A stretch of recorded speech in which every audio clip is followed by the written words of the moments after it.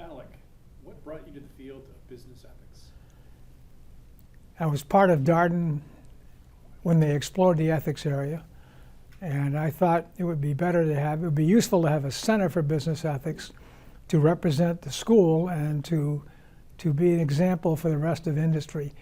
I thought to be a leading business school, we ought to have an ethics activity that was representative in many, many ways. And that was the major reason for the undertaking. Alec, initially, what did you expect to accomplish? When you thought about the things that we were putting in place and you wanted to do, what did you hope to accomplish? Well, this may sound a bit naive, but I really had no expectations. I was asked to do something, and I tried to do it to my best. And it seemed to me that the more I could include people like yourself and Pat and others, that we could put ethics as a part of our business function. We could put it on the map, not only for the school, but for the university. And that was my sole objective. I had no personal aim in mind at the time. As you look back, Alec, what have been your contributions to the field? Well, I think my contributions have been few, but I think they've been important in that I've invited people to share in the discussion of ethics in a meaningful way. I make it part of my classroom activities and make it part of my executive education activities. I think if we fail to pay attention to the ethical issues surrounding our activities, we miss out on a very important aspect of who we are as a school and what's important at this time. Great. What aspects of your career in ethics are you most proud of? Well, I think the creating of the center was not about me, it was about the activity itself. And for me, that was the important initiative, was to create a center for the study which invited people like yourself and your colleagues and others to become part of a conversation which benefited a much wider population. I mean, business is oftentimes not thought of from an ethics perspective, and yet business, if not conducted in an ethical manner, is a considerable risk to society. Ethics is the essence of who we are, and if we fail to appreciate that and we fail to invite others into that conversation, then we've missed an opportunity that I think would be too bad. What are some of the initial big questions that you faced when you entered into business ethics? What was going on? What were people struggling with? In the business school or in the business profession, or?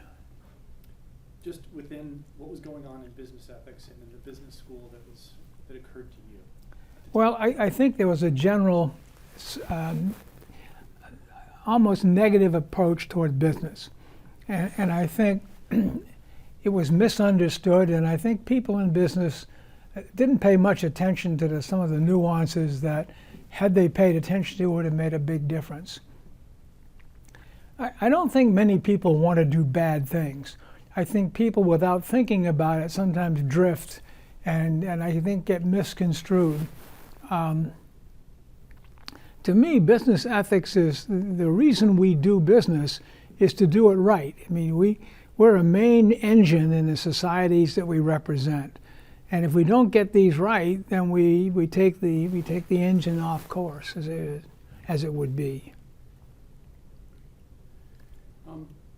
What questions and issues do we still face today? There's the ones that started when you got started in this, but now obviously maybe some of that's changed as you think about today. I think the biggest issue today, Andy, is that people don't think about sometimes what they say and do. And I think everything we say and do has a consequence. And I also, as a psychologist, believe that we get a choice in everything we say and do.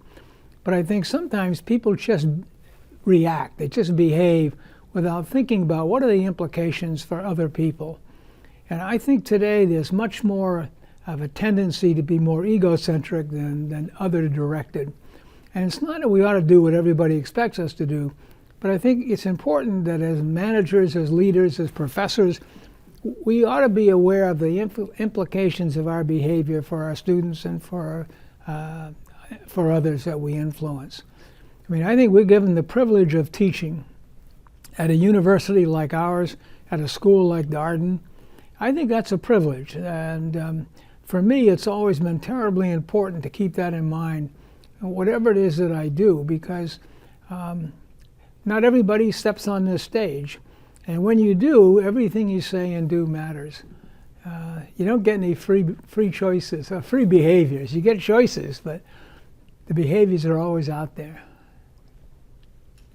So Alec, what issues and questions do you think we need to address in the next 20 years as you look forward into the future? What should be on our minds? I think it's challenging people to be aware of the consequences of their immediate behaviors.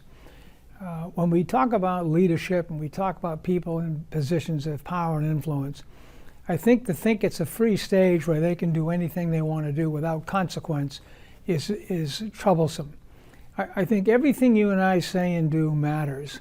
And I think when you step on that stage as an executive, as a CEO, as a general manager, as a political figure, your behavior every day has a consequence with regards to other people.